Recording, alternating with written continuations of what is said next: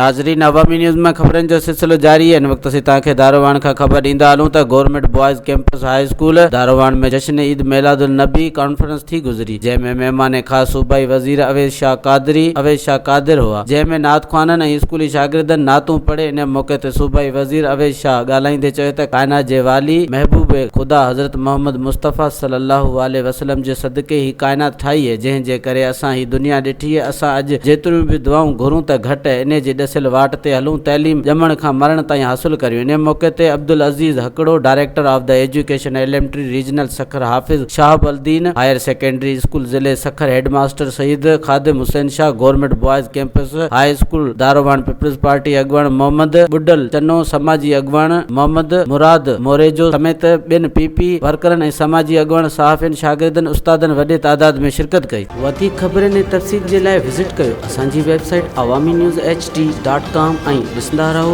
Awami news HD।